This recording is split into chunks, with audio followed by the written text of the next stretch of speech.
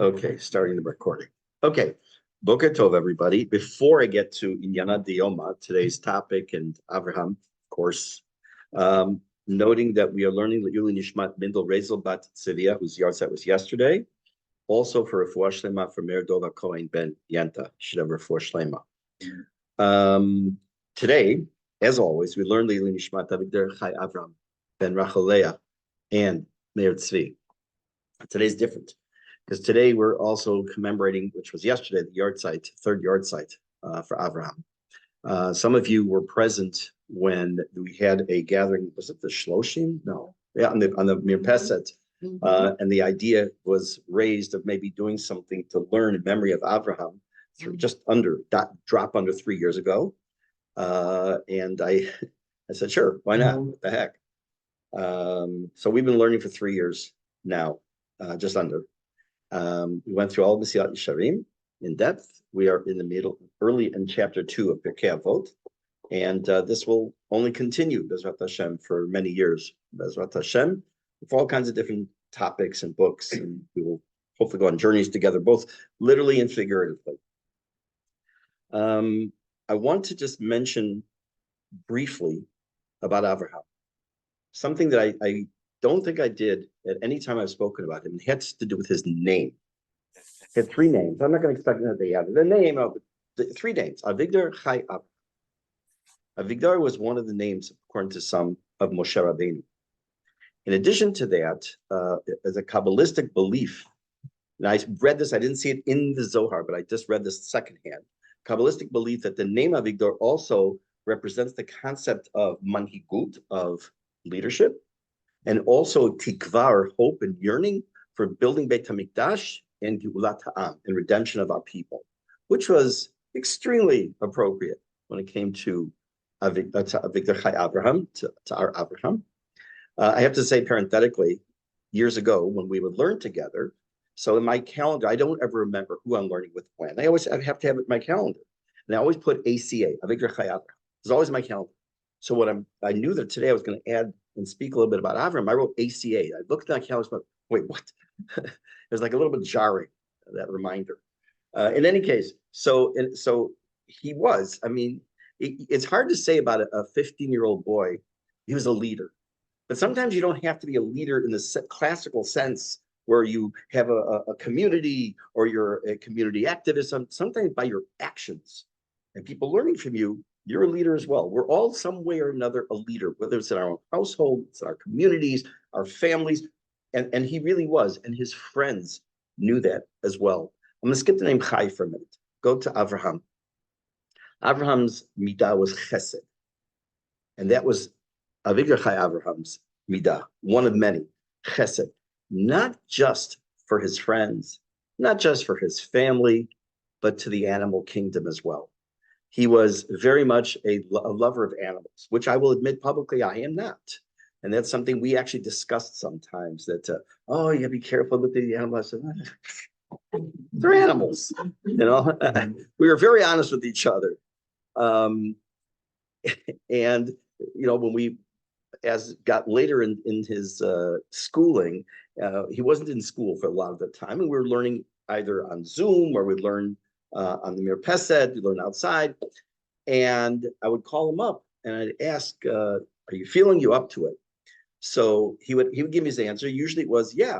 And sometimes I could tell he was just saying it because he wanted me to not be wasting my time or something, which is going to tie into our Mishne, which we're going to get to shortly. But I'm going to go back to the name Chai. If you ask the average person, what does the name Chai mean? It's life. It's not what it means. Chaim is life. What is Chai? Am Yisrael Chai, lives. So the present tense.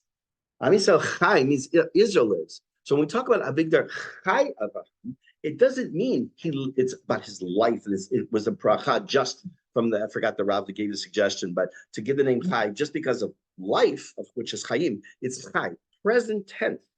So it's not like when we say Am Yisrael Chai, Israel's alive. That's what it means. It's a living thing. So what does that mean? Avram's not with us now physically. So what does it mean he's Chai? It's present tense. multiple things, some of which are probably extremely obvious. In everyone whose life touched, he touched so many lives here in the States, and unfortunately multiple hospitals and other situations. And we use the expression that we carry a little piece of somebody with us that we meet. So in that respect, the lessons or things we have learned about, whether it was the idea of resilience, whether it was the idea, of like just always, you got this, which became the motto after he passed away. But in addition to that, this shiur, which, like I say, has been going for 3 years, is only one of many, I can't say how many manys there are, of Torah that's been learned, shiurim that have been given. I can dare say thousands, if not tens of thousands of hours of Torah that are in his memory. And we call it Torah Chayim, right? It's not just Torah, our lives are based on Torah. So therefore, when Torah is learned, for Avraham, we also understand that through him, like for example, I'll give you an example. Right now, my guess is that almost everyone sitting here, and had this been a shiur at 9 o'clock on the Thursday morning, may not have been sitting down for 45 minutes to learn Torah. Maybe you're doing something, but maybe not. So it's a time that you dedicated, at least today, to come and sit and learn Torah. People online will dedicate themselves to sit and learn. That's all b'zchuto.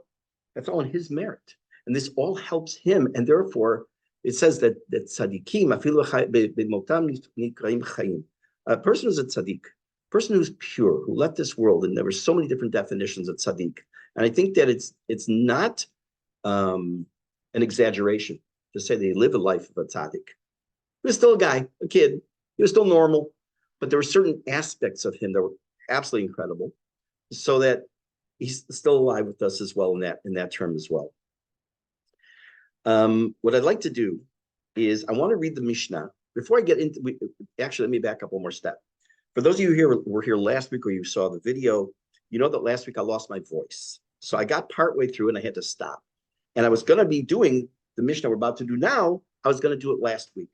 That I'm doing it this week because it's so mat'im, because it really describes a lot of him as well. So I'm just going to read and translate the Mishnah, and I want to just add one or two little points about Avraham in the Mishnah, and then we're going to go into depth on the Mishnah. We're in chapter 2, Perek Bet. We're in Mishnah Dalet. Now, depending on your printing, it could be Mishnah Dalet or Mishnah Hey, because in some it's combined into one, some it's separated. So if it's in one Mishnah, the Mishnah starts Hu Haya Omer, but you want to go to the middle where it quotes Hillel Omer. So again, it's chapter 2, Mishnah 4 or 5, again, depending on your printing. Mm-hmm. Right now, all I'm going to do is just read and translate. Hillel Omer, Al tifosh min hatzibur, do not separate yourself from community. Val ta'amen ba'atzmacha ad yom motecha. Do not believe in yourself until the day you die, which sounds very negative, which we have to talk about. Do not judge your friend until you're in his place. How does that work with you should judge everyone favorably? Here it says, don't judge anybody. I'm going to translate this one way, but we're going to see 2 or 3 other ways to translate it. Don't say something that is unintelligible with the expectation,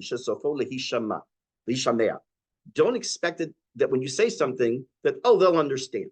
That's just a simple translation right now. Last statement, V'al tomar, and do not ever say, when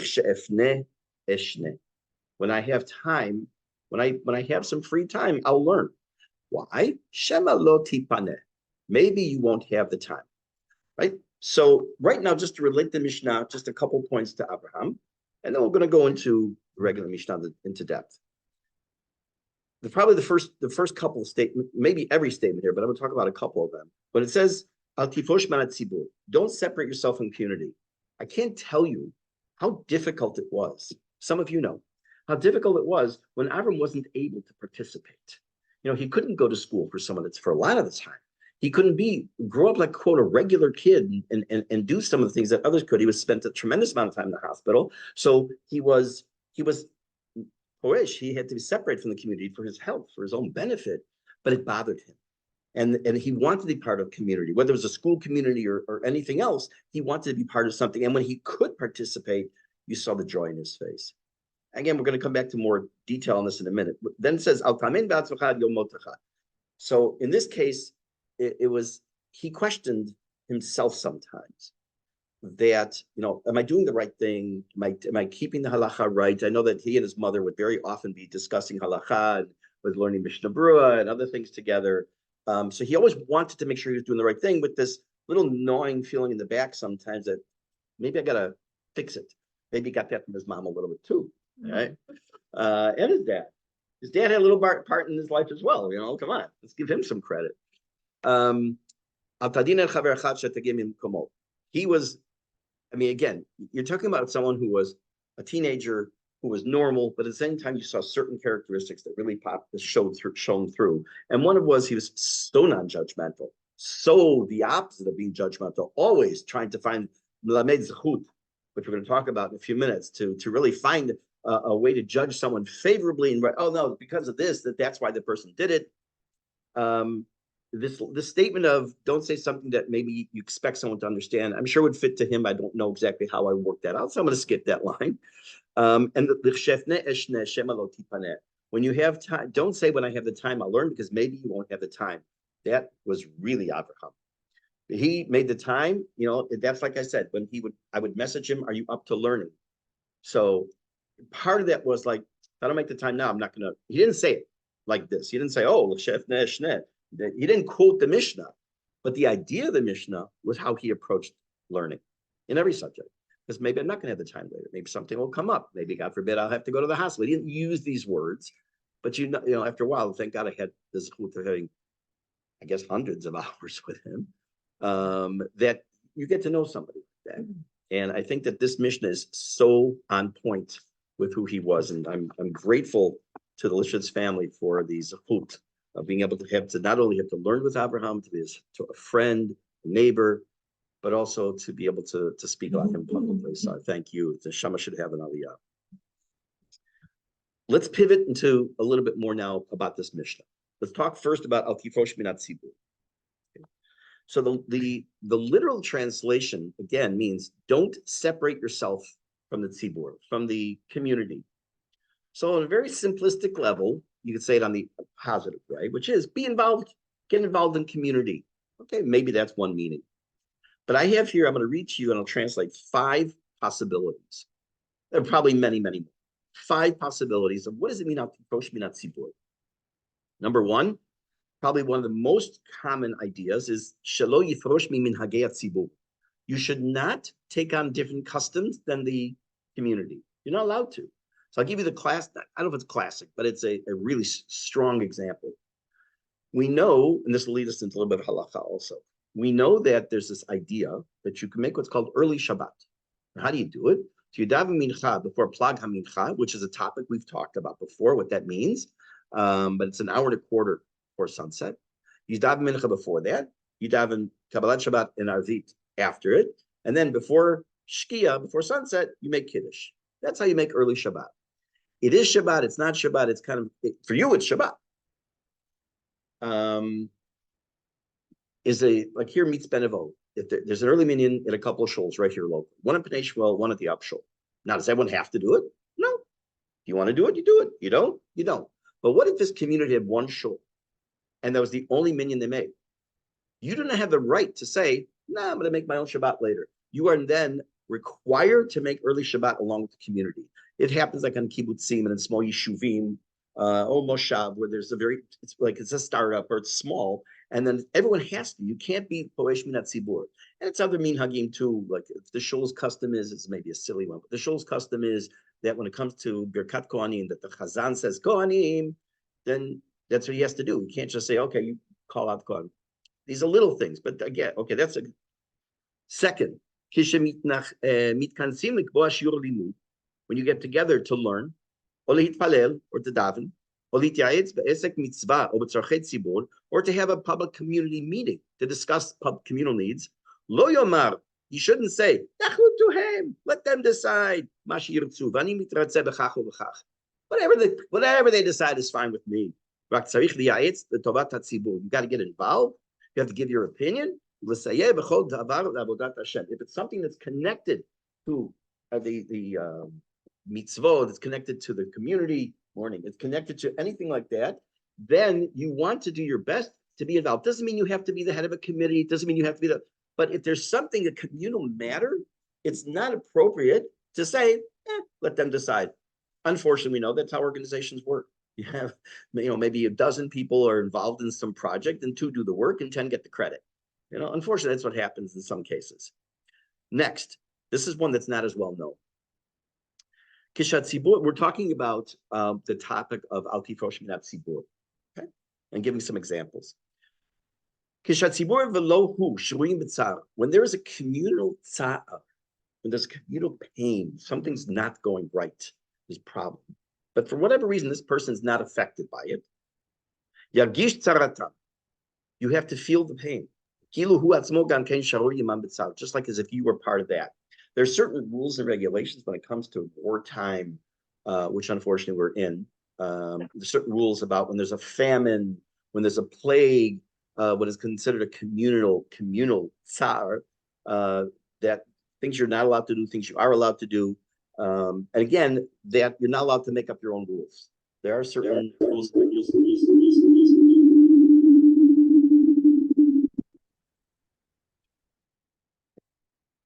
Number 4, now for some of you here attend or watch the video of the Tefillah class I give. And we just started Shmona Esrei, which will take us about a year at least, Bezrat Hashem, for those who are interested in joining. But one of the things that's a hallmark of Shmona Esrei is that it's written in the plural. It's like Rifa'enu, heal us, Slach lanu, forgive us, Shma kolenu, hear our prayer. It's not about me. But when you daven, you have to always have in mind somebody else. We all know somebody. Every single person at this table and everyone outside this room, everywhere in the world, knows somebody that needs something, whether it be refuah, shiur, parnasa, whatever it might be. There's somebody that needs something, and we always should have someone involved, especially at a weekday, to have someone in mind for in their Shmona Esrei. So it says, when you're davening for yourself, which you should. We discussed this where Hannah said, I daven for this child, meaning Shmuel, this exact thing, this being. Then when you do that, you have to include others in your tefillah. So if I need parnasa, I shouldn't only be davening for myself, but I should say I should be able to parnasa, please send me parnasa, and also everyone who needs parnasa. Don't just, okay, you're allowed to be a little stronger for yourself. There's nothing wrong with that. Remember, if we just read that a couple of weeks ago. Next, and the final one of these 5, if a person is appointed a communal leader, a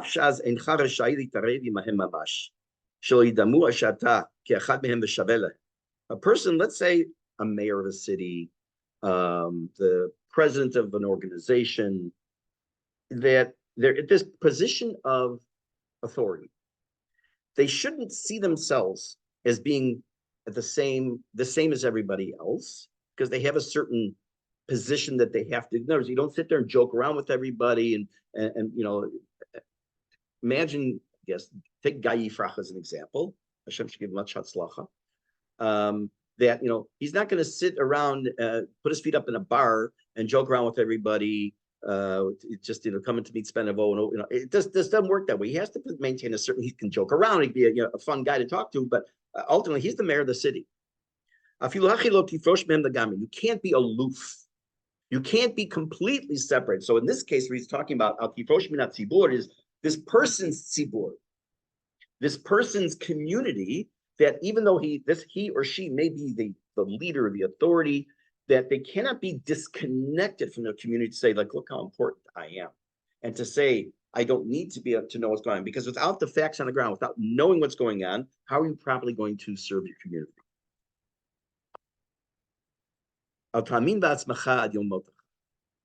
The translation is, don't believe in yourself until the day you die. Well, that's not a very positive statement, and most psychologists will tell you that you should never think that way, because you should believe in yourself.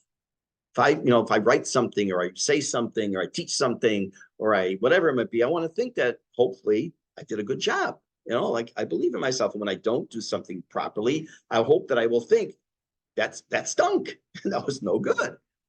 Trust me, I've said that to myself a few times, more than a few. Okay, so what does it mean? Talking about when it comes to our religiosity. What does that mean? There was a Kohen Gadol whose name was Rabbi Yochanan. Make sure I wrote down the name. I want to double check. It was Rabbi Yochanan. Yochanan Kohen Gadol. He served as Kohen Gadol for 80 years. And this is a time period of history where the Kohen Gadol was a good position. Unfortunately, the latter part of Bayit Sheni, the Second Temple, we know that it was already a political position. It was a terrible thing, whatever. But during this time period, it was good. And the last day of his life, he became a tzadduki. The tzadduki, for those of you who remember a little bit of Jewish history that we've learned, is a Sadducee. Where the people, they were the Prushim and the tzaddukim, basically, the two main sects. The tzaddukim were, let's say they were off the derech. Let's just use that term. Okay, they were off the derech. And so at the last end of his life, he went off the derech. How is that possible after 80 years? Not only was he a religious Jew, he was the Kohen HaGadol. He was the big guy, literally and figuratively. So when it comes to your relationship with Hashem, when it comes to how you do mitzvot, you can never, ever be complacent. Never be complacent to the point, say, in this case, you shouldn't say, I've got this. That's not a time to say it, okay? You have to say, I can get this, I can acquire, I can achieve, I can build, but never say, I'm coasting, I'm fine. I personally know, and I'm sure you do too, I personally know guys and girls who grew up religious and good religious homes, and unfortunately went off the derech, and it happens. It happens in many, many households. The education I mentioned, what was he teaching last? Oh, Jewish history. And I remember what the context was. Oh, in the times of the Gaonim. Just because a person grows up in a religious household is zero guarantee. We all know that. It's a zero guarantee your children will be going to be religious. And to what extent they're going to be religious. Sometimes they go very kitzoni to one extreme, and sometimes to another extreme, sometimes not religious, sometimes somewhere in the middle. But a good Jewish, but without your input in the home, without your Jewish education, without the help, it's almost a guarantee it's not going to work, because education is the fundamental. Okay, where as they grow up, they start making choices. You have a hand in it, but at some point it's a person's choice, and that's what the concept of bechira choshit. But at the same time, we have to understand about for yourself now. Never say, I'll tell you like this. Can I say to you with absolute certainty, I should live to 120, that I will be religious the rest of my life? I would like to believe 100%. It doesn't even baba cheshbon that it's not going to be. But is it possible? Anything's possible. God forbid. God forbid. I don't know. I can't say that for sure. If I had to bet everything I had, all $17.33 in one account, 14 shekel in the other, I don't think I could. And that's the Al-Tami Batzchad Yom. The Rashbet says a different idea. Also, in a sense, in another area, is the expression we say here, this will never happen to me, right? Whether it comes to almost anything in the world, or whether it has to do with any topic, that's not going to happen to me. Mm-hmm. You can't ever think that way. Give an example. Yeah. Mm-hmm. Don't be complacent. Absolutely. Don't be complacent. Another is not this statement, is don't plateau. Don't ever plateau.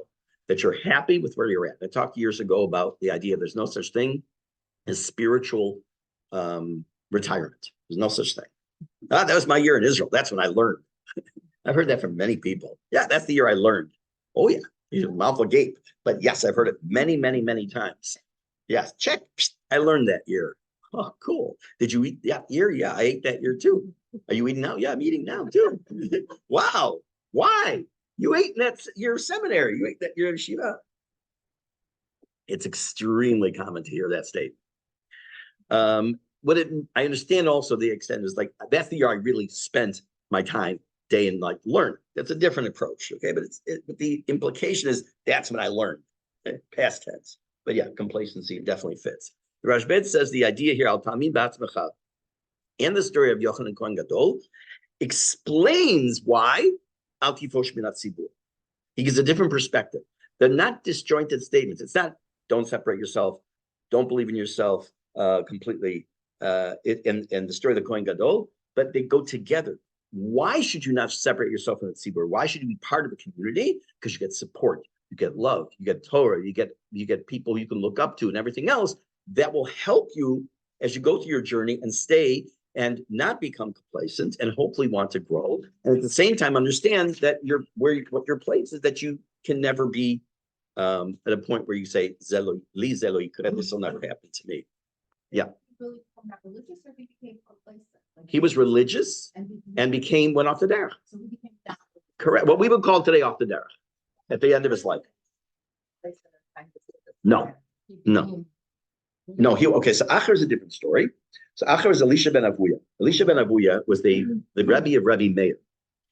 So if you know, I'll tell you briefly. I'm glad you mentioned. I should have actually thought about it. Very good. So that, very good. Elisha ben Avuya saw a few things happen, which blew his mind. But to him, it was totally antithetical to Torah, antithetical to the way Hashem runs the world. And he decided, I don't need to be from anymore. I'm not going to be religious anymore. That's it. I'm done. And it shook his faith to the core. And he saw something. Someone was going up the tree to do Shiloh Hakan, to shoo away Mother Bird, fell and died. Yeah, that was one of a few stories. And he became known as Acher, the other one. He didn't even have a name anymore. And the story is in the Gemara. I think it's the Gemara, but I'm not positive that I think so, that he went to where Rebbe Meir was, his student, on a Shabbat, on a horse. You're not allowed to ride a horse on Shabbat. There's two things he was going to do wrong: riding on a horse and then going beyond 2,000 amot, about a kilometer, outside the city, or outside of an Eruv, called Tchum Shabbat. So he's talking to Rebbe Meir, and Meir is trying to basically convince him, look, you're the gadol, you're the great person, And as they're talking, Elisha ben Avuya is on his horse on Shabbat, and he's walking with Rebbe Meir, walking on his, or riding on his horse. And Elisha ben Avuya turns to Rebbe Meir and says, that's it, you can't walk any farther. He says, why? He says, well, you've reached the 2,000 amot. You can't work. In other words, you're religious, I'm not. You shouldn't walk any further. He knew. I mean, he was a tzaddik. He was a tremendous gadol. And yet, he went off the derech, and he became known as Acher. Mm-hmm. There are a few stories about him in the Gemara. So there's I'm not going to get the story. Okay, but good. Thank you very much. Now, why was Hillel, I have to take my phone out for this, why was Hillel so adamant about this idea? It's not just here, with other couple places that we have this idea of the tzibur, the community. I mentioned to you that there were the sects of the Prushim and the Tzdukim, the Pharisees and the Sadducees. But there was another lesser known sect known as the Essenes. Sorry? I think they were pronounced Essenes, I think. Yeah. Essenes. Essenes. Essenes. Essenes. Okay. I don't know. Yes. Okay, so I'm going to read something to you. It's brief. And then I'll explain to you. This is from the Admor from Google. Okay. The Essene movement likely originated as a distinct group among Jews during Yochanan Apphus's time, driven by disputes over Jewish law and the belief that Yonatan Hai's priesthood was illegitimate. Most scholars think the Essenes seceded from the Tzdukim priests. So in other words, you had the Prushim, the guys, let's use modern terms, they were the religious Jews. Then you have the Tzdukim that went off the derech. And as an offshoot of them, because they wanted to be more reform, right, there was the Essenes. They saw themselves as the genuine remnant of Israel, upholding the true covenant with God, and attributed their interpretation of the Torah to their early leader, the teacher of righteousness, possibly a legitimate high priest.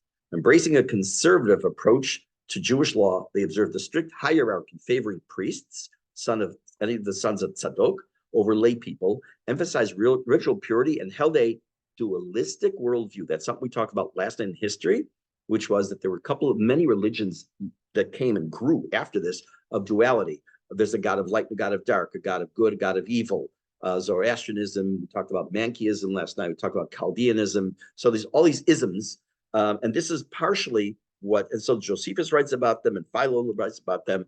So because this was happening in Hillel's time, he was very concerned of being Poresh Minat Tzibur, of separating yourself from the community. And that's why remember, when we first started learning Pirke Avot, we said that the people who are quoted here, these are not the only things they said.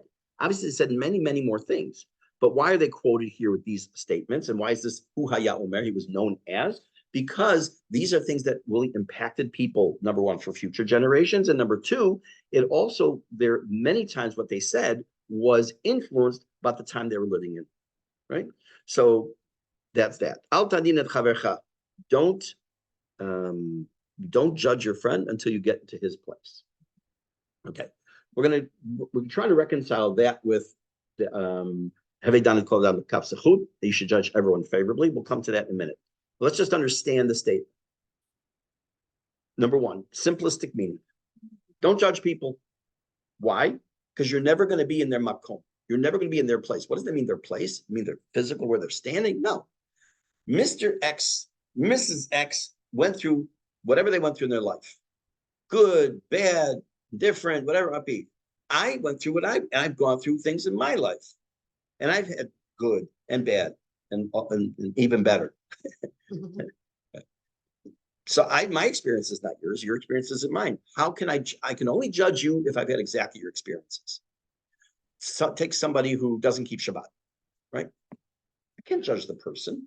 Oh man, what a Haaretz, right? What a boor. Of course he should be keeping Shabbat. Kid went to day school, went to yeshiva high school, doesn't keep Shabbat. I don't know what this person went through. I had a discussion with somebody just yesterday whose husband's religious, davens 3 times a day, learns, but will never walk into a shul. He can't walk into a shul. He was abused in a shul when he was a kid. He said, I cannot walk in a shul without thinking of that. He's been through therapy, he can't do it. Okay, so without that piece of information, he said, well, I guess he just likes to daven at home. Maybe be melamed zechut. He just can daven better when he's by himself, which a lot of people can say that. But you don't know the whole story. That's part of it. You don't know, and you never will know the entire story of somebody else, only your own story. So therefore, al tadin et chavercha, don't judge your friend until you've been in their place. You're not going to be in their place. You can't judge them. How does that then work with which we've talked about? That you should judge everyone favorably. You just said, don't judge a person until you're in their place, meaning don't judge people. Now you say judge everyone favorably. So one is, I will put it like this: this Mishnah is the ideal, is utopia. Okay? In the best of all worlds, we wouldn't judge people because we can't be in their place. However, human nature is we do look at people, and sometimes we do judge people. And when we do it, says the Mishnah, you have to go with an ayin tova, always looking for a good reason why they do it, with exception of the person's a Russia, a known Russia. That's a different story. You have a mitzvah to not look for the good thing. You have a mitzvah to not be melamed zechut, to find the benefit to the good person's doing. So to reconcile it is that they seem to be opposites, but really one is reality and one is the utopian approach. I'm going to read to you, and not read to you, I'll tell you, there's something the Meiri was a Rishon, I forgot exactly what year. They found his writings. He wrote extensively on the Talmud. Only, I don't know how many years ago, in the last couple hundred years maybe, I don't know for sure, but his works that were written as commentary on the Talmud that were gone for centuries, and they were only found many, many years ago. Meiri says he has a very different perspective. I don't necessarily like this one, but I'm going to throw it out there. He says like this, when it says, Al tadin et chavercha shetagia limkomo, he uses the term makom almost literally. He said like this: a person comes from another community into your community. I'm not talking about people coming to collect money. That's a different story. A person comes into your community and they appear to be this big, really totally into Judaism, really religious person. He says, don't rush right away to say, oh, this guy's a tzaddik. Oh, she's a tzaddikus. You don't know this person. Maybe in that makom where he came from, he wasn't such a hatzi-tatzi. And now he wants to put on a show. And he comes into a new community like, look at me. Now, that's a very negative approach. I don't particularly care for it myself, but it leads us to the expression in halacha called kabdehu v'chashdehu, which in English translates into respect him and suspect him. What does that mean? If someone says something to you, you don't have to assume right away that they're telling you the truth about something. The person asking me for money. I'm collecting for my daughter's marriage. She must have a hard time. She's been collecting for 12 years. She's getting married 12 years in a row, right? Right. So kadeu, you can respect him as a fellow Jew, but you're allowed to suspect that individual except on Purim. We already know that. We talked about that on Purim. If anyone puts their hand out, you're supposed to give 364 days a year or 354 days a year, whatever. You don't have a chiyuv to absolutely give to someone just because they put their hand out in front of you. In any case, so that's the opinion of the Meiri. I'm going to add one thing. I'm going to take it from, that I like Shakespeare, right? Okay. There's a Gemara that says, more than Gemara, there's a Mishne? God. It says,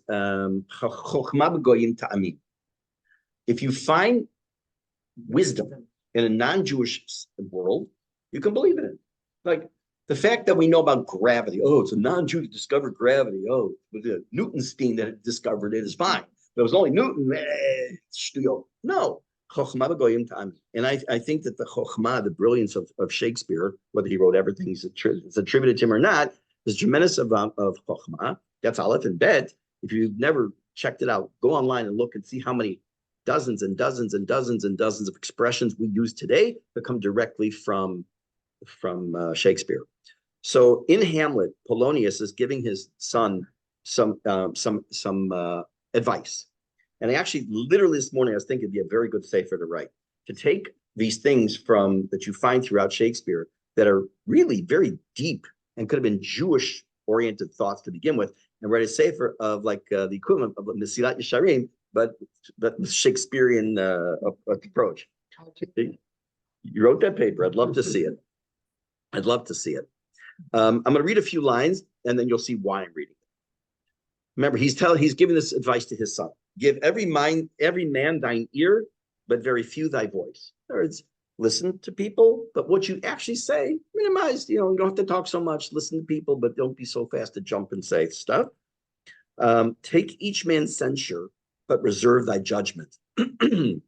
So in this case, it means like if someone says something to you, you're doing something wrong, accept it, listen to it. But how you judge others, reserve. You don't have to just rush to judge somebody. Costly thy habits as thy purse can buy.